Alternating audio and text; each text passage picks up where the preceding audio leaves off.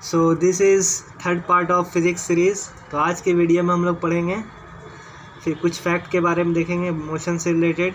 जैसे कि पहला फैक्ट है, when body moves in a straight line without changing its direction then displacement is equal to distance. यानी displacement और distance कब बराबर होता है। जनरली जो है जनरल केस में क्या होता है, डिस्टेंस डिस्प्लेसमेंट से बड़ा होता है।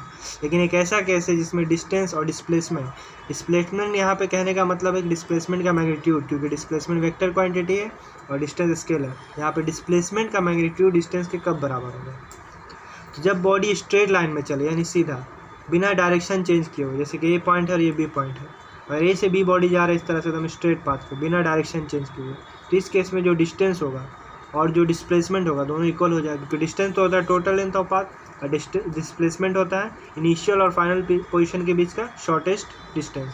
तो यही डिस्टेंस होगी और यही डिस्प्लेसमेंट होगी। जब भी बॉडी स्ट्रेट लाइन में बिना डायरेक्शन चेंज किए चलेगा तो डिस्प्लेसमेंट और डिस्टेंस क्या होगा, बराबर होगा। अब दूसरा देखते हैं, when u is equal to zero. U कब जीरो होगा, when body starts from rest, यानी जब बॉडी रेस्ट से स्टार्ट होगा। यानी रेस्ट के स्टार्ट होने का मतलब यानी अपने बॉडी जो है अपना मोशन शुरू करेगा, यानी स्टार्ट होने वाला होगा, तो u जीरो होगा। अब v कब जीरो होगा, v जीरो मतलब when body is comes to rest, यानी जब बॉडी रुकने की कगार पे होगा, यानी रुकने वाला। जैसे कि मान लो अचानक से ब्रेक मारता है तो बॉडी क्या है, कोई भी चीज़ रुकने वाला है। जैसे कोई गाड़ी है तो अचानक से ब्रेक मारने से क्या होता है, धीरे धीरे रुकने लगता है। तो जब बॉडी क्या है रुकने लगेगा तो फाइनल वेलोसिटी जो होगा जीरो हो जाएगा। u मतलब इनिशियल, v मतलब फाइनल वेलोसिटी। तो जब बॉडी रेस्ट से स्टार्ट होगा तो u जीरो होगा और कम्स टू रेस्ट यानी रुकने की कगार पे होगा तो v जीरो होगा। When body moves with uniform velocity, यानी बॉडी यूनिफॉर्म वेलोसिटी से मूव करे मतलब उसका वेलोसिटी चेंज ना हो, तो एक्सेलरेशन क्या होगा, जीरो होगा। ठीक है, एक्सेलरेशन जीरो होने का मतलब एक्सेलरेशन होता क्या है, चेंज इन वेलोसिटी, यानी वेलोसिटी में जो चेंज होता है वही एक्सेलरेशन है। लेकिन यहाँ पर क्या है, वेलोसिटी क्या है, यूनिफॉर्म है, वेलोसिटी चेंज नहीं हो रहा था, एक्सेलरेशन जाहिर सी बात है जीरो होगा। अब हम लोग देखेंगे एक्सेलरेशन निगेटिव कब होगा, when velocity of body decreases it's acceleration is negative. यानी वेलोसिटी क्या है, चेंज हो रहा है, लेकिन कैसे चेंज हो रहा है, घटता जा रहा है। शुरू में कुछ ज़्यादा था और धीरे धीरे घट रहा है, तो इस केस में एक्सेलरेशन क्या होगा, निगेटिव। क्योंकि एक्सेलरेशन क्या होता है, change in velocity bye time. तो वेलोसिटी में चेंज कैसे निकालेंगे, फाइनल वेलोसिटी माइनस इनिशियल। और फाइनल वेलोसिटी क्या हो रहा है, घट रहा है इनिशियल से, वेलोसिटी घट रहा है। इस केस में जब फाइनल जो होगा उसका वैल्यू छोटा होगा और इनिशियल का कम होगा, तो दोनों को घटाएंगे, सब्ट्रैक्ट करेंगे तो माइनस में आएगा। तो इसीलिए एक्सेलरेशन क्या होता है, निगेटिव होता है। अब हम लोग देखेंगे कुछ सर्कुलर मोशन के बारे में। सबसे पहले हम लोग जान लें, जब कोई बॉडी सर्कुलर पाथ पे घूमता है तो अगर एक कंप्लीट सर्किल करे तो कंप्लीट सर्किल करने में जिसको टाइम लगेगा उसको कैपिटल टी से डिनोट करेंगे, जिसको हम लोग कहते हैं टाइम पीरियड।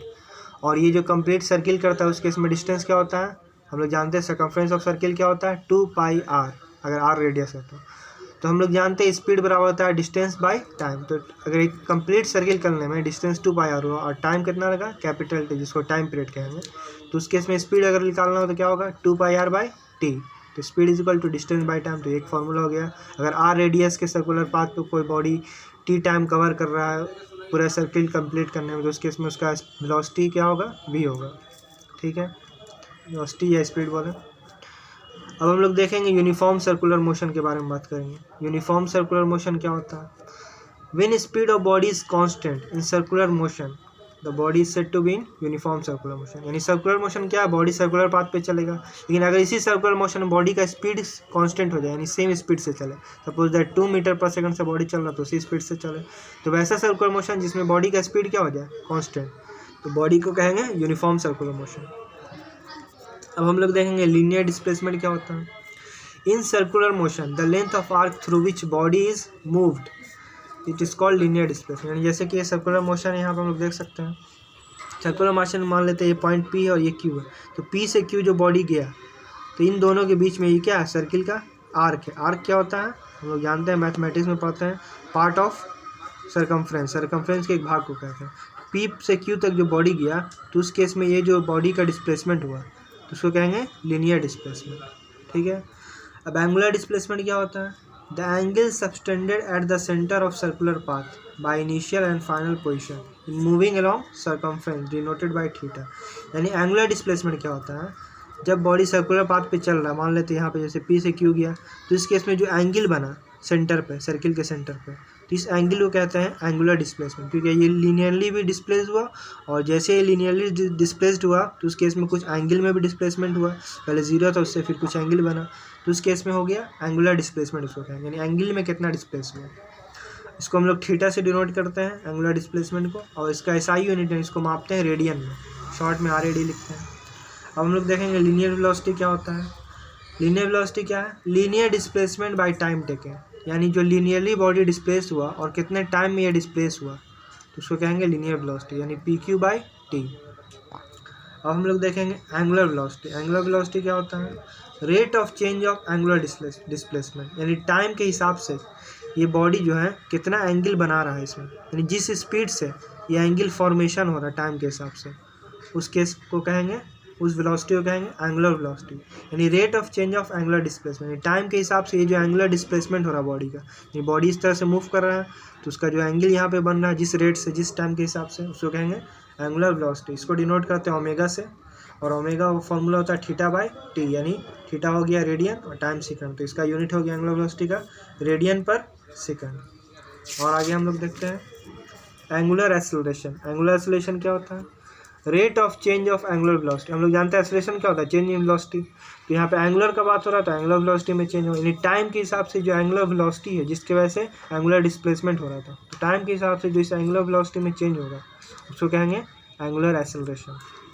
तो यहाँ पे एक फॉर्मूला लिख सकते हैं, change in angular velocity by time interval, यानी डेल्टा हम बताया था ये समोसे के आकार का क्या है, इसको हम लोग डेल्टा बोलते हैं, जो क्या बताता है? चेंज बताता है। तो change in angular velocity divide by change in time, यानी कितने टाइम में कितना एंगुलर वेलोसिटी में चेंज हो, या इसको सिंपली लिख सकते हैं अल्फा = ω/T। ओमेगा क्या एंगुलर वेलोसिटी है, T है टाइम, और अल्फा क्या बताता है? एंगुलर एक्सेलरेशन, ये ग्रीक वर्ड अल्फा है। अब हम लोग देखेंगे centripetal acceleration. Acceleration acting towards centre on the object undergoing circular motion, यानी जब कोई भी बॉडी सर्किल पे सर्कुलर मोशन करता है तो हमेशा बॉडी के सेंटर की तरफ एक एक्सेलरेशन लगता है, उस एक्सेलरेशन को कहते हैं सेंट्रीपिटल एक्सेलरेशन। हमेशा बॉडी के सेंटर की तरफ एक एक्सेलरेशन लगी, जब भी कोई बॉडी मूव करेगा सर्कुलर पाथ पे तो सेंटर की तरफ क्या एक एक्सेलरेशन लगेगा, उस एक्सेलरेशन को कहते हैं सेंट्रीपिटल एक्सेलरेशन, हमेशा सेंटर की तरफ लगेगा, ठीक है। और अगर ये एक्सेलरेशन नहीं होगा तो बॉडी सर्कुलर पाथ पे मूव नहीं कर पाएगा। तो सर्कुलर पाथ पे मूव करने के लिए बॉडी के सेंटर की तरफ जो है, सेंटर यानी सर्किल का जो सेंटर होगा उस सेंटर की तरफ एक एक्सेलरेशन लगना ज़रूरी है, तभी बॉडी सर्कुलर पाथ पे अपना मोशन परफॉर्म कर पाएगा। उस तरह के एक्सेलरेशन को कहते हैं सेंट्रीपिटल एक्सेलरेशन। इसका फॉर्मूला होता है सेंट्रीपिटल एक्सेलरेशन का V²/R। V लीनियर है, लीनियर वेलोसिटी, और R रेडियस है। और अगर हम इसको एंगुलर वेलोसिटी के फॉर्म में लिखें तो सेंट्रीपिटल एक्सेलरेशन हो जाएगा ω² × R। अब हम लोग समझेंगे कि V से ओमेगा में किस तरह से चेंज हुआ। एक रिलेशन होता है लीनियर और एंगुलर वेलोसिटी में, लीनियर वेलोसिटी बराबर होता है V = R ω। ये फार्मूला अगर यहाँ पे पुट करेंगे तो ये फार्मूला आ जाएगा A = ω² × R। तो V = R ω बहुत इंपॉर्टेंट है, ये लीनियर और एंगुलर वेलोसिटी में रिलेशन है। अब हम लोग देखेंगे अगर बॉडी कांस्टेंट वेलोसिटी से मूव करता है तो इक्वेशन ऑफ मोशन क्या होगा, यानी बॉडी का मोशन का इक्वेशन क्या होगा? S = VT। S यहाँ पे डिस्प्लेसमेंट है, V वेलोसिटी है, T टाइम। तो ये अगर कोई बॉडी कांस्टेंट वेलोसिटी से मूव करता है तो ये हम लोग फार्मूला यूज़ सकते हैं न्यूमेरिकल बनाने में, S = VT, displacement = velocity into time. और अगला देखेंगे formula, when body moves with constant acceleration, यानी बॉडी का अगर एक्सेलरेशन कांस्टेंट हो, यानी चेंज इन वेलोसिटी जो है टाइम के हिसाब से इक्वली चेंज हो, तो इस केस में हम लोग ये सब फार्मूला यूज़ कर सकते हैं। S = UT + ½ S यहाँ पे डिस्प्लेसमेंट है, यहाँ पे देख सकते हैं, A एक्सेलरेशन है, T टाइम है, U इनिशियल वेलोसिटी यानी जब स्टार्टिंग में वेलोसिटी होगा, V फाइनल वेलोसिटी। दूसरा फार्मूला है V = U + AT। तीसरा है V² = U² + 2S, यानी ये सब फार्मूला कब यूज़ होगा? ये तीनों जब बॉडी का एक्सेलरेशन कांस्टेंट होगा। और ये फार्मूला S = VT जब वेलोसिटी कांस्टेंट हो, यानी वेलोसिटी कांस्टेंट का मतलब एक्सेलरेशन 0 होगा, ठीक है।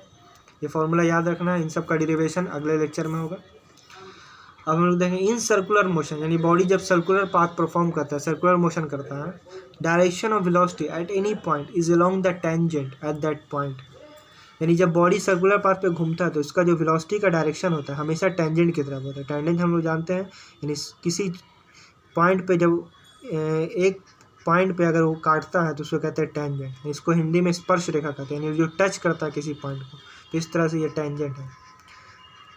इस तरह से आप देख सकते हैं फिगर में। तो वेलोसिटी जो होता है सर्कुलर पाथ पे क्या होता है, टेंजेंशियल ही होता है हमेशा। यानी टेंजेंशियल मतलब होने का मतलब बॉडी का जो मोशन है किस डायरेक्शन में होता है सर्कुलर पाथ पे, टेंजेंशियल होता है, यानी टेंजेंट के डायरेक्शन में। यानी सर्किल पे जो टेंजेंट का डायरेक्शन है वही वेलोसिटी बताएगा। और जो एक्सेलरेशन होता है हमेशा रेडियस की तरफ, जो कि बताया कि सेंट्रीपिटल एक्सेलरेशन होता है, जो कि ज़रूरी होता है बॉडी के सर्कुलर मोशन को परफॉर्म करने के लिए। यानी बॉडी के सेंटर की तरफ एक एक्सेलरेशन लगता है जिसको सेंट्रीपिटल एक्सेलरेशन कहते हैं। इन circular motion body has two types of acceleration, यानी जब बॉडी सर्कुलर मोशन में घूमता है तो उस पर दो तरह का एक्सेलरेशन होता है, एक सेंट्रीपिटल जो कि बता चुके हैं, और दूसरा होता है टेंजेंशियल, यानी वेलोसिटी के डायरेक्शन में या इसके अपोजिट होता है। सेंट्रीपिटल एक्सेलरेशन क्या करता है, ये जो वेलोसिटी है बॉडी मूव कर रहा है बॉडी के मोशन में, तो उसका क्या करता है, डायरेक्शन चेंज करता है। यानी ऐसे मूव कर रहा है तो सेंटर की तरफ लगेगा, इधर आएगा तो फिर इधर लगेगा, इस तरह से बॉडी के डायरेक्शन को चेंज करता है। और टेंजेंशियल क्या करता है, बॉडी का जो वेलोसिटी का मैग्नीट्यूड है, कहने का मतलब स्पीड चेंज करता है। अगर इसी के डायरेक्शन में लगेगा तो स्पीड बढ़ा देगा, इसके अपोजिट अगर टेंजेंशियल एक्सेलरेशन होगा इसको घटा देगा। तो ये सब था कुछ सर्कुलर मोशन के बारे में। अगले वीडियो में हम लोग ये जो फॉर्मूला है इसके डेरिवेशन के बारे में देखेंगे, एस बराबर वी टी, एस बराबर U T plus half at square V is equal to R omega, ये सब किस तरह से ये प्रूव होता है इसके बारे में देखेंगे। तो बने रहिए, फिर मिलेंगे अगले वीडियो में।